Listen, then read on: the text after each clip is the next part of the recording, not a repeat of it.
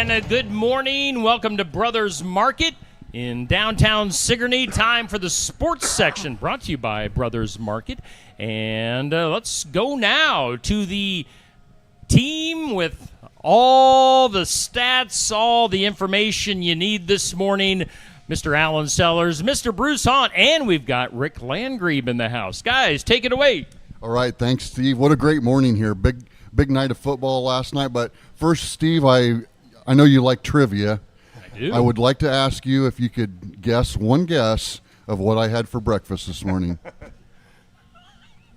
Something pumpkin spice? It was a Brothers Market pumpkin spice moon pie. There we go. And I'll tell you what, they are delicious. So Back here in aisle 5. in aisle 5 if you're coming in for some pumpkin spice. The Alan Sellers special this week at Brothers Market. No, we're here in the gourd section, the melon section, little Halloween candy, and I see Rick's already jumping on the Christmas candy. So, Rick, glad to have you here. I know you got a big night coming up here tonight, and I didn't see you last night, but I know you're at the game. So, if you want to tell us a little thoughts on the game, and then what you got going on here at the store today. Last night's game was fantastic. Down 24-14, 4 minutes to go.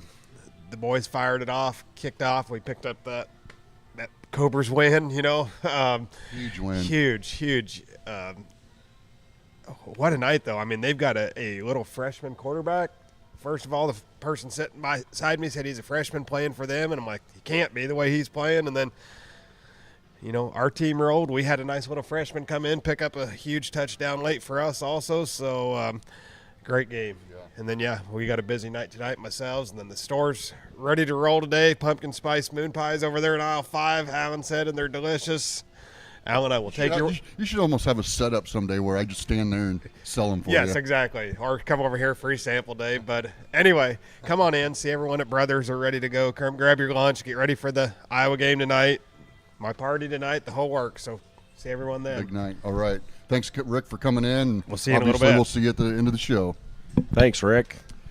All right, our first guest today, the infamous mastermind, Clint Weber, head coach of the Pekin Panther football team. Morning, Coach. How we doing, guys? Good, looking good in that black Wow, and red yeah, this you morning. look sharp today. You look really sharp today.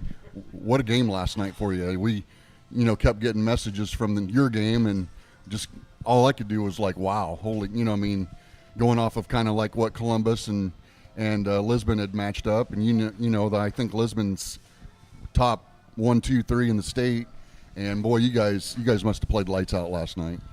Yeah, I just told our kids all night I couldn't have asked for one more thing out of them. They played so hard and left it all on the field, and we knew if we did that and we've done what we've practiced that we could be right there with them. Personally, I thought we matched up better than we did with Columbus, and we outside of the first play of the game, we come to play, and it showed that we can compete with anyone in the state in Class A, in my opinion.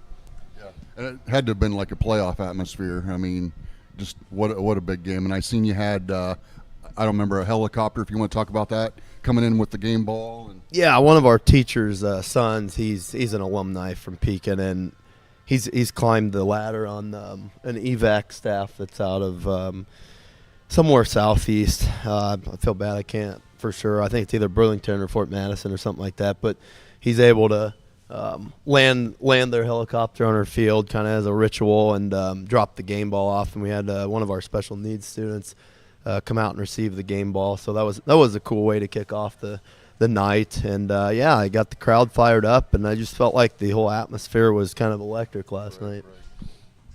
Why don't you kind of give us a recap of the game last night, how it went? I know you mentioned the first play of the game, and I know us as junior high coaches, we know how important special teams are. We practice it every single day.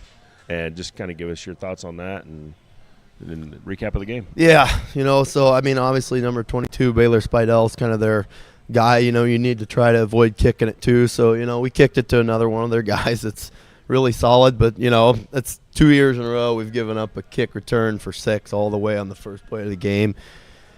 And that's just not a way to start the game. It really, cuts your sail and the wind falls out a little bit there. But, our kids did rebound right away because, they actually got up 10-0 right out the gate, and then we were able to drive back and get 7 on the board. And I think it was 10-7 really quickly from what I remember. And then the next 90% of the game was just a defensive battle back and forth. We had a chance to tie 10-10 of the field goal, and we hit the upright, and we thought it went in, and it fell just short of the crossbar. So, I think we went in the half 10-7. We got the ball back. We drove clear down the field, and we threw a pick in their end zone trying to go up 14-10. And then, again, I think both teams only had the ball once in the third quarter. Both, the clock. It was a quicker game. And then, we had the ball back once in the fourth quarter, or twice in the fourth quarter, and I think we went out on downs too. And they did too a couple times, and they punched it in late. So, they come away with 17-7 win. I'm just so proud of, it's maybe the proudest I've ever been in a loss. You're not happy you lose, but we definitely responded coming off a really tough week from Columbus. Yeah, and I was thinking earlier, coming up here was, not all of us, agree with moral victories, but you know what, that had to have been one, like you said, that made you proud, and your kids fought hard, and that game could have easily went south on you real quick, and your kids fought. And on that, like who's some of your boys that really stood out last night? I mean, I'm sure you'd like to say all of them, but just a few of the ones. Yeah, I first we got to credit our offensive and defensive line. We've been harping on them all year to come off the ball and get off to a good start, and it starts with our center, Casey Davis. No bad snaps all night. Caden Bender, Cal Miller, our guards, they really got better at rooting out. I mean, they were trapping guys that were 290 and 310 last night, and it's all about pad level. And, we were able to do it because we worked so much on it this week. And then Isaac Sylvester, Alton Williams, our 2 tackles, they were just instrumental. 32, their linebacker was just incredible, and we were able to slow them up a lot. So, the O-line and D-line, and I'll add Tanner Adrian there on the D-line. He kind of got banged up at the end last night, but it's one on the line of scrimmage. We all know that, and I felt like our line set the tone last night. Declan Hampton, they double-teamed Robert Brown a lot last night, so Declan Hampton was one who stepped up, and he made some big catches for us last night. And, we had on the other side of the ball, we had Jackson Kirkbride, who just got got with us last night for the first time this year, and his run support at the corner on their really fast back was huge. I didn't look, I can't remember exactly right now, but their tailback was didn't have a career night, and that was our goal, to slow him up. And Henry Adam stepped up and had an incredible game at Mike linebacker. So I think he really turned the corner last night playing linebacker. I know you said you had someone get dinged up at the end. Other than that, how'd you come out of a game like that? It's a tough game on kids. I know it is. So how'd you fare on that end? Yeah, we did, and I think Lisbon's maybe just a little smaller than Columbus, but I think their physicality might have been a little bit higher than Columbus. So it was hard hitting. I told our kids at halftime, we were able to really put a lot of good hits on their quarterback. We forced our quarterback to step up and run instead of letting him pitch it, and we are healthy. Other than we had one D lineman who probably going to be out a week or so, but outside of that, I'm surprised we're this healthy. You just are in the game of football, We got so many guys that are playing 2 ways, and I think we'll have everybody back except for one next week going into our last 3 games.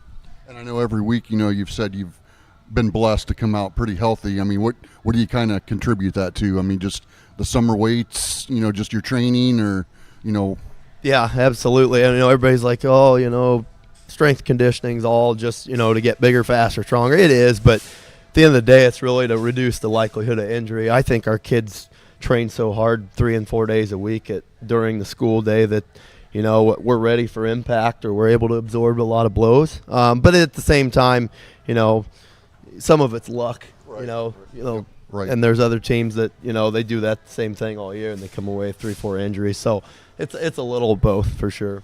Yeah. Yep. So why don't you tell us who you got next week and kind of your Brothers Market recipe for success on that one? Yeah. So it's homecoming week. The last thing I gave our kids last night was, learning from Coach Howard over the years was there's a lot of distractions going on, good, and then there's obviously some bad. And I told our kids we're going to have our 25th and 40th championship anniversary welcome at halftime of next week. So there's going to be a lot of alumni there on top of just general homecoming. But I think the biggest thing is to make sure our kids are focused on the game because, whether it rubs someone wrong or right, you want to win the homecoming game and not be the hero of some other things. So, we want our kids to participate in all those activities and have fun. But I think the priority's got to be the football game. So, we play Highland. They're a little bit banged up right now, but they've shown some really high points on, Lisbon and Columbus of being able to drive the ball. So we got to have a great week and find other methods of improvement this week. If we improve and we're able to, punch some of those drives in at the end of the game, at the end of a lot of drives that we've had, I think we got a good shot to win. And, past that, we'll have Wapello and then finish up with Louisa. Definitely 3 winnable games. I know you're sitting right now at 2-2 in the district and 3-2 overall. So, definitely just the past few years of Pekin. I mean, I feel like your kids are starting to buy in or they've bought in. I mean, because I know your program really worked hard over the summer and this is the best record they've probably had for quite some time now. So, I mean, I think you're definitely on the right direction So anyway, but good luck this week with Highland, and hopefully we're talking next week with a victory. Absolutely. All Thanks. right. Thanks, Coach. Thanks for coming in, Clanton. Good luck next week. Thank you. All righty. So thank you to Coach Weber for coming in today as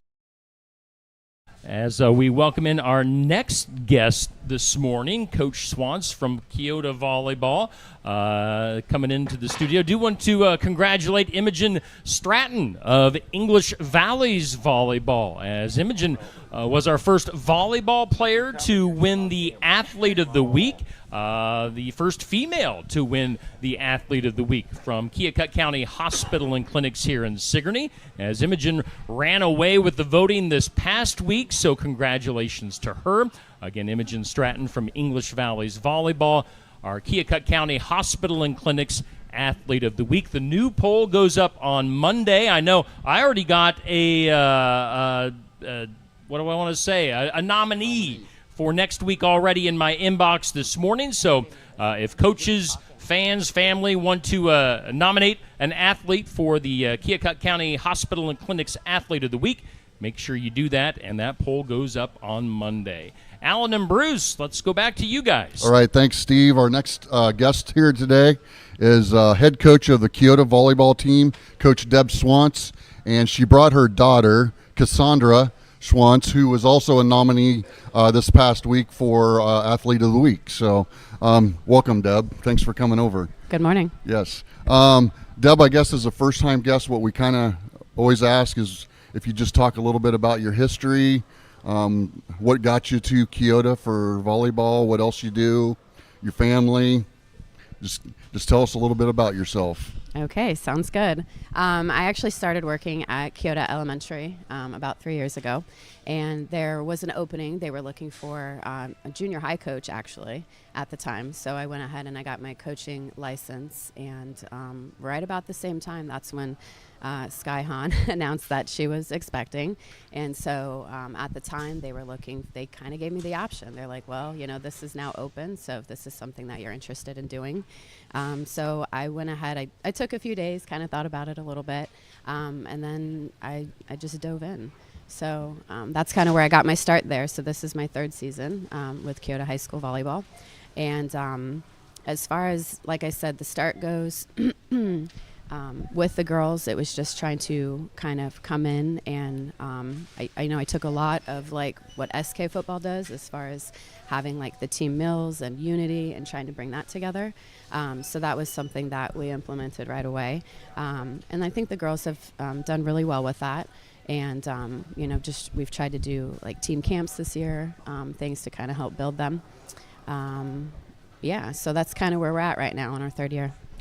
I've heard a lot of positive things about you, Deb. I mean, just like you said, trying to change the culture over there of volleyball, and some of the area coaches have even mentioned about how Keota volleyball is back on the map and really, I mean, doing well. So I guess this week I know you had a game against Tri-County, Hillcrest, Iowa Valley. If you just kind of want to fill us in on the week here of how things went. And yeah, so Monday we played against Tri-County, and we did end up taking that to 5 sets. So it was definitely a bit of a battle. The first 2 sets we were down, and then they came back on the 3rd set, and we kept pushing, and they were able to get the win.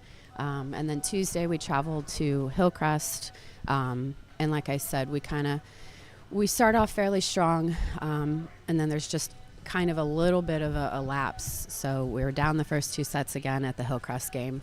And I give Hillcrest a lot of credit. I mean, the one thing that I've always loved about Hillcrest when we go there, we've actually had some older boys, like my stepsons, that graduated there.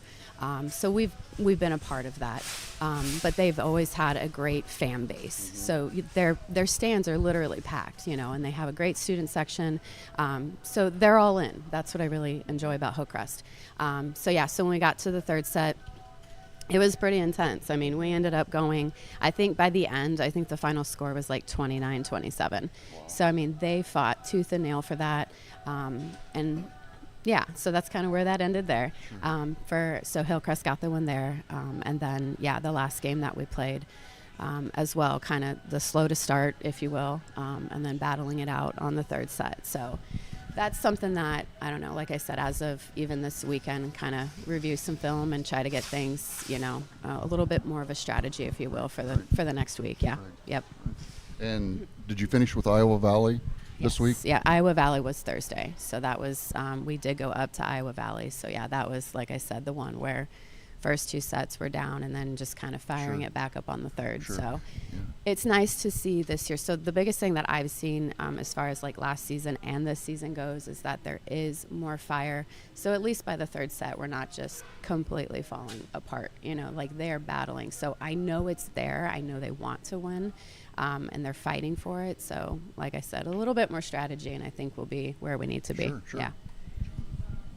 Why don't you tell us what it's like coaching your daughter, and maybe you can tell us what it's like. Actually, daughters, I believe. Daughters, she has 2. You got daughters. Yes, there's 2. And I know Coach Sellers has coached his son, and I've coached my daughter in some youth sports and stuff. I kind of know what it's like to coach your child. So why don't you kind of give us your guys' take on the mother-daughter relationship there? It is interesting. I know this is our 3rd year together. The first year she played at Pathway Christian. And so the first year she came on, she just had so much spirit to bring into the program, which has been great. So from day one, to me, she's always been a leader. So the first year she was libero. She was all over the court, all over the place. I mean, she's just naturally like a good cheerleader for her team.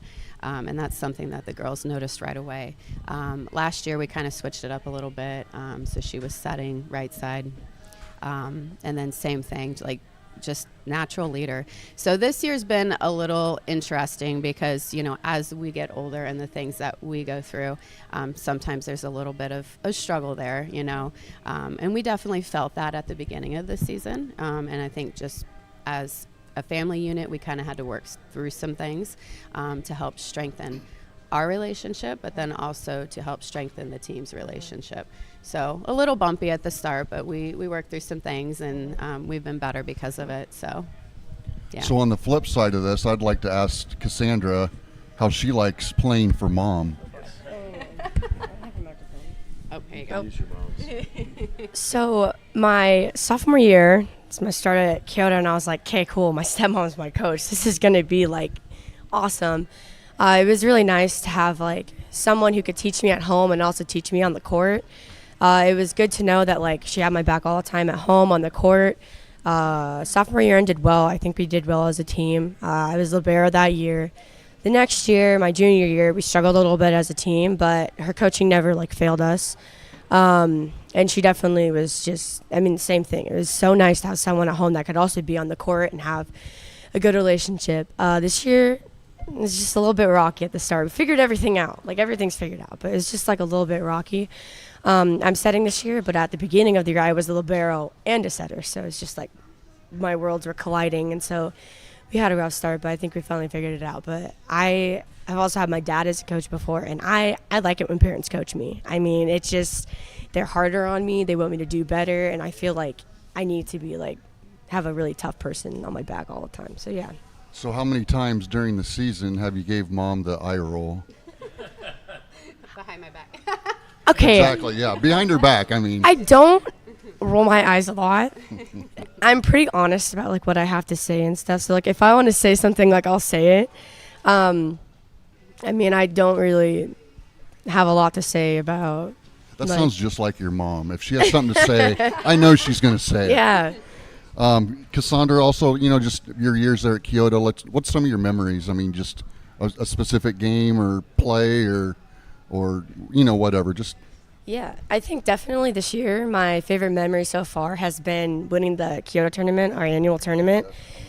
My sophomore year, we got second place. We lost to Mid Prairie, and I had played at Mid Prairie my whole life before I came to Kyoto, besides freshman year. And so that was just I was just like, oh, that's my old school. Like, I really wanted to beat them. That was a really big game for me. We ended up losing that, so we got second. The next year we didn't do very hot. We got third place. We beat Highland in 3 sets, I think. And then this year we just came in and we lost the first set against Tri-County. And then we beat the other two. And then we lost the first set against Lone Tree and then beat the other two. And the same thing with Hillcrest. And it was kind of nice to play Hillcrest in the championship game because, I mean, we are both schools that we all know each other. We know the head coach really well. I know all the girls. I used to go to school with them. So it was nice to be able to play them. But I think that's my favorite memory out of all my years is just winning the Kyoto tournament with my best friends. Yeah, and that makes it fun, too, when you play other girls, that you know and stuff, too. So, Cassandra, what's outside of volleyball, what's some just hobbies you like to do, or what do you do outside of volleyball? I play other just sports. Volleyball? I play softball. I cheerlead for basketball, but I think probably the most consistent thing I do is I'm just really big on schoolwork. Like I really like school. I like learning about new things and stuff, and I like being in the academic world. So I'm just really big on learning and reading articles and reading books and stuff. And so I just like to learn about stuff. Sure, very nice, very nice. Deb, I guess I kind of just wanted to ask you about, some of the players on your team. I know I kind of went through your stats there, and obviously Cassandra looks like leader in assists, third in digs, leads in aces. She's a top server. Obviously, she's one of your, seems like, top players. But if you want to mention maybe your starters and seniors. Absolutely. Okay, so we don't just have a lone senior, by the way. We do have Emily Sheets as well, and she's been with me the last 3 years. And she's done really well blocking. I mean, she's my front row blocker, my number one, and she's done really well with that. And the nice thing is one of the biggest things that I've been really trying to focus on this year with the girls is communication, because there's over the years, there's been a lack of that. So we're just communicating a lot better this year. And so she'll, come off the court and she'll be like, okay, what do I need to do? Where do I need to send the ball? So she's looking for ideas and looking for things, which is great. And then let's see. So the nice thing is, like I said, at the beginning of the year, the key word was versatility this year for me. And so we didn't really just say, okay, here's 6 girls out on the court. You're in this position the entire season. We really switched it up, so we started off with 2 different rotations, because I just had so much, there's so many utility players on the team this year. So I couldn't just say this is your spot the entire season. So also have Kimmy Clarahan. She's a junior this year, so she's been with me for 3 years. She has grown really well into this position. Right now I have her as libero. But like I said, when she came on as a freshman, and so she got thrown into the varsity world real quick. But she's always been a great defensive player, one of my strongest passers. And so, like I said, she also has always been a middle hitter as well. Like I said, defensive is amazing. So just she can do anything. She's a lot like Cassie when it comes to that. And then, let's see, where's my list? See, this is what happens when you put me on the spot. I love it. Let's see, and then there's also, so my other daughter is Kate Elam, and so she's also playing varsity this year, and she has a half rotation where she plays the outside. And she's handled that really well. She has a really great deep cross shot that she takes. And then I have Izzy Kalupa. She's been with me now for 3 years, and she has been my primary outside hitter. And very strong with her hitting as well. Like I said, we're just really trying to mix it up a little bit this year to not make it super consistent. And then new this year, so we also have Addie Perkypile, who has stepped up. She's actually a sophomore this year. And so she's kind of come in on that back row to help with the defensive stuff. I sound so official when I say stuff, sorry. And then I also have, so our two other setters that we have besides Cassie is Grace Conger. And so she's been with me for 3 years. The nice thing is with this other kind of rotation that we put together, kind of call it like a super rotation, is that I'm able to utilize Grace and her abilities as far as like being a hitter and a blocker. And then I also have Lainey Swanson, who can come in there, and she kind of helps with the back row with the defensive stuff. And then also, again, with her serving. Her serving's been really good this year. So just really trying to put everybody in a position where they're going to excel. And then we also have Kennedy Jackson. So she's come in this year as a sophomore, and she's kind of helped with the middle front as well. So, and the nice thing is with Emily and with Kennedy is they are able to feed off of each other, and I always challenge them, like every game. I'm like, okay, you guys have got to one-up each other. Mm-hmm. Like every single time you go out there, when it's your turn, get the block, get the kill, whatever. So their energy is really good, and they feed off really well. Yeah. So. Excellent. Sounds like your season's going pretty well so far. Who do you got coming up this week, and kind of what's your recipe for success on those games? That is a good question. So I know on Monday we play at home, and I believe it's North Mahaska that's coming to visit us, and that is also our youth night. So with that one, I mean, they have always been a really competitive team, like just they've always been top notch, and the coach is amazing. I love working. Their coach is great.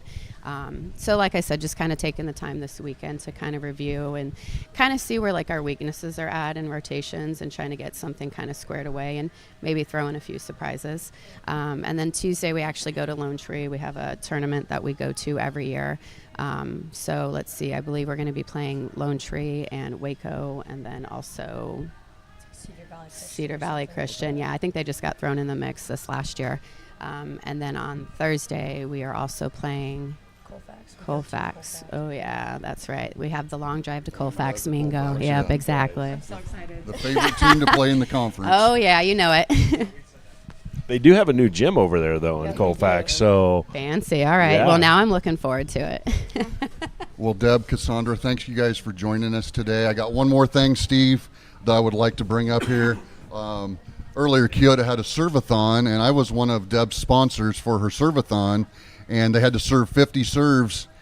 Deb missed one. And I would just, I did. Did you lose sleep, Deb? Or, I mean. No, I mean, I cried a little bit, but to be honest, for almost 40 years old and having not had all the, the prior training and the extra, like the girls, they had the whole season to work on their serving. I made it to 34 serves before one finally went over to the right a little bit. Well, I mean, I would do the old underhand serve if I. It counts, That's what I'm Steve. doing. It counts. It counts. that's exactly what I'm doing, Steve. yeah. No, Deb, thank you for coming in. Cassandra, thanks for coming in. Good luck the rest of the season, and go Eagles. Thank you. Go Eagles. Thank you. All righty, thank you, Coach. So as we switch coaches here, Coach Jensen coming in. Again, I do want to take a look at our Keokuk County Hospital and Clinics Athlete of the Week. We've got the graphic up there, Imogen Stratton of English Valleys Volleyball. Hoping to get Imogen to hang out with us maybe in the next few weeks here on the sports section. Again, we're live at Brothers Market in downtown Sigourney, where you can stop in, do your grocery shopping on this beautiful Saturday morning. Take advantage of the digital app for the Brothers Market app, as they've got all sorts of deals going on there. Hey, coming up yet, we're going to have our pick'ems with Rick Landgrebe from Brothers Market. But now let's go back to Alan and Bruce with Coach Jensen. All right, thanks, Steve. Welcome, Coach. Morning, Coach. Another big night. I don't know if you got any sleep or not. We asked you when we were leaving there last night, which I think you definitely need a night of sleep. But, wow, I felt like we were still in the gauntlet. I mean, wow. Pleasantville is a very impressive Yes. team for no one Yes, that's they seen are. them. And an overtime victory, a huge victory, which obviously sets up a district title, next week here in town. So I guess, Coach, I know you love when I always ask you about a recap, but if you can remember anything last night after that game, tell us how it went. Well, I woke up this morning and honestly thought, was that a dream or was that reality? And obviously it was reality, and it was a great ball game. I mean, I don't think we played up to our potential. Just had too many mistakes, but it's easy to focus on the negative. And I feel like last night that's what was just burning me, all the negative stuff that, not negative, but all the broken down plays or the turnovers and things like that. Focused on that, but man, our guys found a way to win. Like, you don't do that if you're not a very good ball club. Right. And I think I don't know. I felt like our guys were focused. We were pretty quiet pregame. I was just thinking, they understand how big of a game this is, and they're just focused. Mm-hmm. And we just never got that spark, and we were flat. And, Pleasantville, we knew their tailback's a stud. The quarterback, the kid's a freshman, and to play that well as a freshman, he's going to have some success down the line. But we knew they had speed at receiver, had a big line, played pretty good defense. We knew we had to come out and play our best, and to we told them this is the district title game too. You've got to win this one, and homecoming over there, I think that helped them a little bit, get them jacked up, and but for our kids to be down 10 with 4 minutes to go, and not even bat an eye. There was no, it wasn't like we were frantic or anything like that. It felt like everybody stayed pretty calm, and to find a way to get a score there. It's fourth and 15 or whatever it was. Kind of a broken play. Stout found Kindred for a 50 or 40-yard pass or whatever it was to get a first down and put us in a position to finally get that touchdown to go down 3. And then the defense to step up and get a stop when they needed to on a 3-and-out. I don't think we held them to a 3-and-out all night until that point in time, and get the ball back, find a way to get it down the field and get a field goal to tie it with literally no time left. And, that says a lot about the character of our kids, the resiliency of our kids. And, a lot of kids would have folded, just said, well, I guess it's over. And they didn't, and we understand there's a lot more on the line. I mean, that's a pride thing there. You can't give up. And I think, that goes to show in any game, you never know what's going to happen. Right. Never give up. Never stop playing. Always expect that you're going to make that play. And, our kids did that. But I think the first half, both teams marched down and scored right away. And, we could see their offense was going to be an issue, and we knew that all week long. Our offense moved it down and scored. And then, just some behind the chains downs we had, a couple interceptions we had, kind of put them in a good position to go up and, went into halftime down 18-7. And, we just told the guys, you got to win the second half. You got to step up. We got to start playing. Can't be flat. Like, get out and go do your thing. And, third quarter, though, we'd put a drive together and kind of get behind the chains and, maybe have to punt. They'd struggled a little bit. And, fourth quarter, it was just fireworks. Finally things started clicking. And but I'm just proud of our players. The sideline, the fans, once things started going, it was getting so loud we couldn't really hear in the headset, and just that excitement I think helped us through that. And being up 10, you get tied up, you've lost all the wind in your sails. We had the advantage right there. Probably a little doubt in their minds, and we found a way. I know a couple things that I noticed last night that really stood out to me. I don't know if you watched film yet, but I went back and watched the Thunder Country replay of that. Cole Kindred, and it was like a Matrix move. I don't know how to explain how he stepped through, backpedaled, and turned. It was like a Matrix move. Mm-hmm. And then the second thing I noticed last night, they double teamed Evan Vitito all night long. I mean, and he still got through sometimes. Mm-hmm. But it's like in their mind, he's not beating us tonight when we throw the ball. Right. Yeah. I mean, and they did a good job of protecting the quarterback. Whether it was him in the pocket or him running on the edge in a rollout.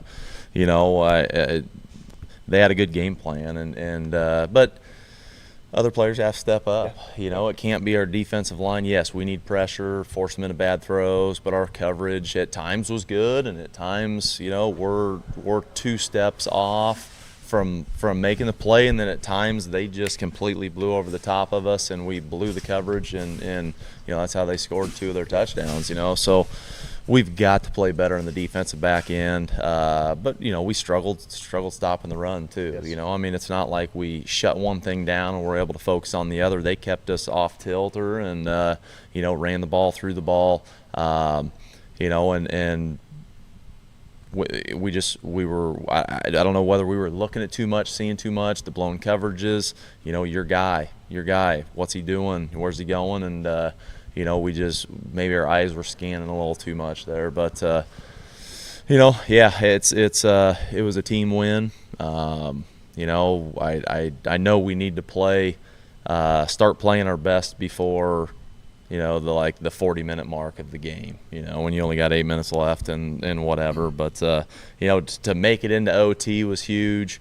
Then it was 4th and 1. You needed a point to score to potentially win. We could have kicked the field goal, but we knew we can't take the chances on that. We've got to score here, put 7 on the board, and force them into it because they've struggled. They struggled in the kicking game and their 2-point conversions. I don't think they got one all night. So when we needed it taken care of, I feel like we got it done there, like 2-point conversion stuff. But that's just a sense of urgency. They're on the 3-yard line, you got to stop them. Well, there's no difference in whether they're on the opposite 20-yard line. You've got to have that sense of urgency to stop them every play, Right. and I just don't think we had that the majority of the night. I guess I felt like the call that you made there on the 4th and 1 to go for the touchdown instead of kicking the field goal, also showed the players what you think of them. You know what? I guess to me as a player, if you would have decided to go for the field goal, it'd been like, Coach doubts us. But, I think that's just how the kids believe in you too, Coach. Well, it's we preach 3.5 yards. That's a winning play for us. And when you got 1 yard to go, even earlier in the game, it was 4th and 5. And it's, hey, let's go for it. We can go get this. And we got stopped an inch shy. But that 1 yard, man, it didn't even cross my mind. It went across the headset. Should we kick the field goal? The consensus was take it in the end zone, and we got faith in our kids, and we took care of business. I was, as I entered stats last night, we talked about that 3.5. Every single one of our backs averaged 3.5 or more. And Pleasantville did a great job stopping us. We didn't get any big runs, but we continued to move the ball. I think our top guy was maybe 5.5 yards a carry, and then I guess one of our guys was just 3.4 yards per carry, so just shy of that goal for us. But we found a way to win, 2-0 in the district, and we can't ask for much more other than maybe not keeping things as close as we did. Right. And I know our prior coach that was in, Coach Weber, talked about one of his freshmen, that stepped up, made some big plays for Pekin. Obviously, Pleasantville has an outstanding freshman quarterback. I guess I also felt like we had a freshman that came in last night and played well too. Yeah, we've asked Ike Molnix to do some different things. When Bruns went down, we knew we needed to add another kind of just fast, athletic body in that defensive secondary. Coming into this week, we knew it. Now, last week we didn't necessarily need it, but we kind of started him at corner. He's a linebacker, but he's got those tools, and so we gave him a week of practice. Playing corner against Cardinal. Last night, Kale had the ankle, rolled his ankle, had a couple cramps, had to come out. We asked him to go in and play there, play corner against this team this week. So luckily we'd practiced that last week. But offensively, once we got in our Eagle package, our trips look, I just knew we needed him out there in the backfield too, and he had one of the touchdowns there towards the end, 10-yard run, and then had a huge screen, middle screen pass that he caught and got some chunk yards. So he's going to be a player. Typically we don't like to necessarily use those guys a whole lot, but I think the way we're using him, is a good thing for us. It's just that added extra spark, and I know one of the coaches was like, I think it was a good move that we put him out there, and my thought was, he's the only kid that's fresh. Yeah. Like everybody, other 21 defensively for them and us, he's pretty fresh. Let's put him out there and give him some carries and try to get him the ball, and he did a good job for us. Right. Injury report. Kale, I know, little tweaked ankle, but it looked like after that you came out pretty healthy. I know JT went down there toward the end, and just give us kind of an update on that. Yeah, I think for the most part, I know Kale's ankle, but he came off. I thought it was a cramp at first. He said, I rolled my ankle. He said, I'll be fine. So he was good. Brock Alderson rolled his ankle. I think that one will be all right as well. He didn't come out of the game. He continued to play, but Jaden Thompson took kind of a dirty hit there on one of the kickoffs, got blindsided from the backside, and we're gonna wait to see what the what Sports Med says, but if I had a lot of money, I could probably guess what it is, and it's unfortunate, an issue like that, just something that shouldn't ever have happened, happened, and we'll hope for the best, but prepare for the worst. Right. I know last week you made a comment a couple times on your special teams. I thought our kick coverage looked way better this week. Yeah, I think so too. We put some emphasis on there. We've kind of moved some guys around. Changed kind of what we do. And I thought that did look a lot better tonight or last night. It helps, with Caden back kicking, the ball gets down there a little farther. He had a couple that were short, but, we tried to go with a little more speed there on the kickoff team just to be able to get down there. And the only thing there is do we have enough speed on there that we're going to overrun things, or are we able to break down? And I think a couple times we overran it a little bit, got down there too fast, and then other times we were down there ready to make plays. Right. So we took a step forward there, but we've got to continue to get a lot better on special teams, because that's one of the phases right now that, the last couple of years we won every single week, and this year I don't think we've necessarily won the special teams battle week in and week out. Right. And I know one thing me and Coach got excited about last night, just the minor little parts of the game that we try to teach the junior high kids. A situation is the onside kick, and we always just like, our kids went through 2 years of that. Here's a time that we need it. So they have ran it many times with us, and we just always feel like we got a shot of getting that kick, or if someone does it back to us, I feel like our kids are always ready. So yeah. Well, yeah, and we kicked it and they covered it, but they were lined up. One of their guys was lined up across the line, so we got it back, and we knew they were going to stay. Stay in the onside. So I just told them, let's go deep kick. They only had one guy back there, and Caden put it in the end zone, and they had to start on the 20, and that was huge, we got that defensive stop there, and they punted it, and we got the ball about the 40-yard line, and that set us up for that field goal to score. Well, talking about big games, obviously it's no news to us. I mean, we've had 4 or 5 big games, and I guess I felt like the Pleasantville game probably happened at a good time. To me, I mean, the kids have got to be confident about, never give up. We're always in the game. Obviously, next week's Pella Christian. Going to be another big game, probably our biggest game of the season, in my mind anyway. Yep. But anyway, if you just kind of want to give us a little talk on that and, your recipe to get that victory, and it's going to be a playoff atmosphere and a big hyped game. So yeah, I mean, every year there's been some times they blew us out. There's been some times the early years where we kind of blew them out, but the last couple of years, it's been just a barn burner throughout all 4 quarters, and it's a 1-score victory for whoever wins. And luckily, we've been on the winning side the last couple seasons, and we know what they're going to be. They're going to bring some physicality. Now they were spread last year. Now they're running like some double wing stuff with a little bit of spread stuff. So a little more run heavy this year than they have been, the last couple. And I just feel like our kids always get ready for this game.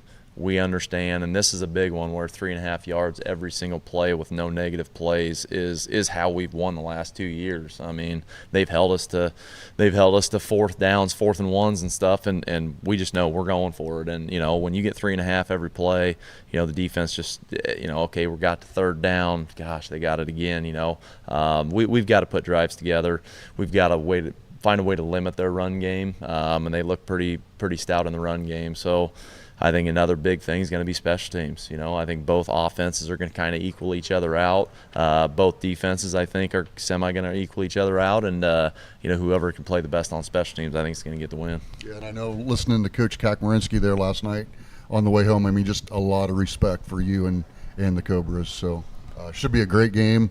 I'm sure everybody's looking forward to it, along with yourself. But thanks for coming in today, Coach. Good luck next week. Thanks, we'll be Coach. talking about another Cobra victory. Thank you. Go Cobras. Good win last night. All righty. So thanks to Coach Jensen for stopping by this Saturday morning. Again, our sports section coaches show brought to us by Brothers Market at 118 Main Street here in Sigourney. Stop on by, get your groceries, and download the Brothers Market app for some special deals there. Let's go back with Alan and Bruce and also Rick Landgrebe from here at Brothers Market. Rick, I know you got a big night coming up tonight at your place. It is. Excuse me. It's Front Porch Revival night, so let's hope this little nice how it looks out there now The weather's comes. good but so far. Yeah. So either way, don't let that weather fool you. Even if it does come out, we're still gonna have a good time. We'll figure this out. The bags start at 4:00. Bruce, Allen, you guys probably could easily win that, I would think. Yeah, that's why we've debated on coming out. We didn't know if there's any Yeah. challenge, Well, I mean, if Jordan Trimmel shows up, we're probably going for second. I mean, Well, it's and like just, I said, I told Steve if we get 40 teams, $500 is guaranteed to the winning team. So come on out and have a good time. So anyway, it's going to be a great night. So let's get after it. All right, Steve. Obviously, the way we always finish our show is the Pick'em show. Yeah. Let's roll this graphic up. I just threw this together a little while ago, and I need to adjust a little bit looking at it on the screen here. But our Pick'em standings, you can see right here, has our guest pickers leading the way so far this season. They've got 29 points. Now, Alan Sellers, also known evidently as Niners Baby, because that's how you sent it to me, Alan. That's my you get a team. nickname and nobody else is cool like That's my you. team. I think I we thought all it'd be need Pumpkin Spice would be his nickname on there or something. I think Pumpkin Spice Sellers. I think we all need to have nicknames, but we've got Alan at 27. We've got Bruce at 25. I'm at 22. And then Rick, you missed a week. Yeah, here we go. Gotta So fill it you're in. in last place, but in all likelihood, you'd be ahead of me if you were there for that 1 week you missed. How many do I got? You didn't even. You got 20. Okay, all right. Yeah, so we go from 29 with the guest pickers down to 20 with Rick. So So those it's, are our so it's current very standings. close. It's It anyone's is. game. It's anyone's game. So, I guess we don't really have our guest picker that was supposed to be in today. is he sleeping in He today? might be sleeping in. Who we got? Who We Or- had, or did we you- had the famous Neil. He misplaced. The easy cheese. Speaking of garage sales, we're getting totally off topic. Garage sale at 905 West Spring in Sigourney, right across from Legion Park. Come buy my stuff. My wife and my daughter are currently manning the garage sale at the You know, Al, Shetler we might want to household. swing out there and see what he's got. That's Yeah. right. There might be I've some got an Hawkeye Xbox stuff. for sale, so We were thinking more like Hawkeye stuff. yeah, not too much of that for sale. I'm just a little disappointed in the TV that got sold already. So what do we got? What do we got for games this week? Our first game of the day will be number 4 Florida State at Clemson. Yeah, that's a Florida State victory in my opinion there. I'm a big Clemson fan, but I got to go with Florida State. I'll go with Clemson. What the heck? I'm going with Steve. I'm going with Clemson. It's at Clemson. You know what? have one of the best intros to college football. That place will be jacked. And I'm going with Clemson on that. Sandman. Yep, the Inner Sandman. Number 19, Colorado. At number 10, Oregon. Oregon by a landslide. I haven't went with Prime yet this year, and I'm still not going to. So I'm going Colorado. Prime time. I'll go with prime time. I think this is personal. I'm This is personal. going with prime time in Colorado too. Well, yeah, the Oregon coach made a couple comments at the beginning of the season, so Yep. So it's personal. yep, it's Steve. personal now. We got number 22 UCLA at number 11 Utah. I'm going to just stick with the Utah. I'm going to go with the higher rank here on this one. Those don't always mean anything, but I'm going to run with Utah. I'm going with the Utes. I'll go Big Ten, at least future Big Yes. Ten. I'll go with UCLA.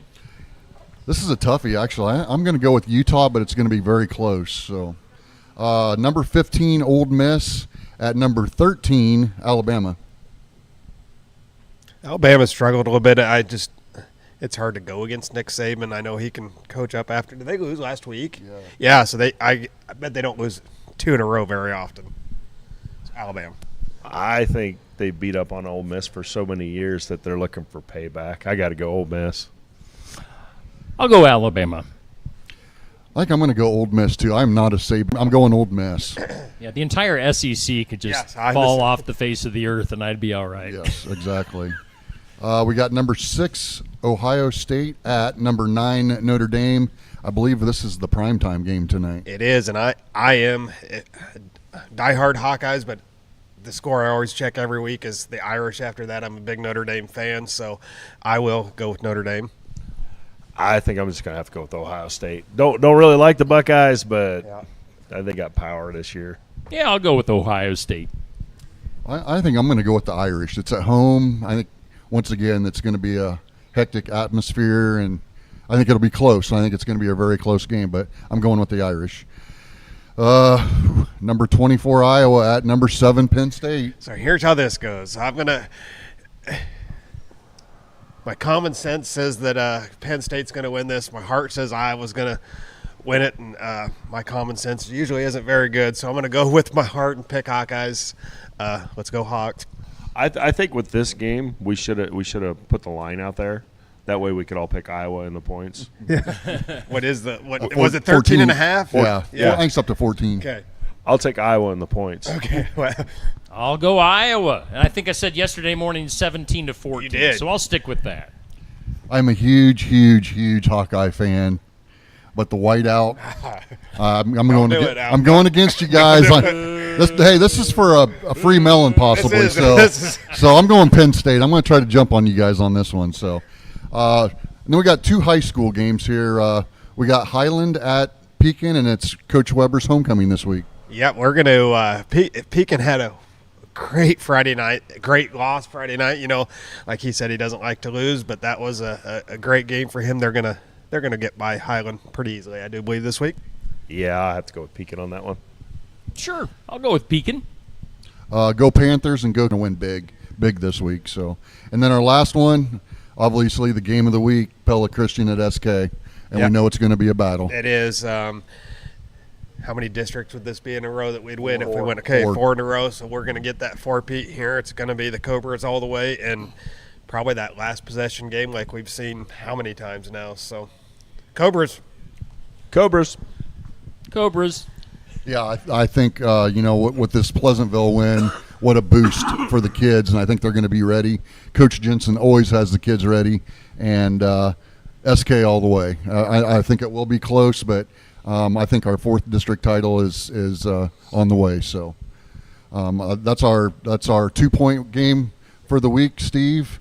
All right. Thank you very much, and go Cobras. Go Hawks. Go Cobras. Go Hawks. Go Cobras. Yeah. See y'all tonight. It'll be a great day and a great night of some football and a great night out at the Landgreaves for the Front Porch Revival and a great day for a garage sale at the Shetler House. And the Hawkeye game is on at our house tonight, so don't let that keep you away either. It's moved outside, so come on down. All right, so thanks again to Brothers Market, always sponsoring our Sports Section Coaches Show here on Steve Shetler Media. We'll see you again next week. Thanks, gentlemen. Thanks. Thank you, Ricky. Thank you, Rick. Have a good one. Be careful at your party. We'll pray for the weather today to stay with you.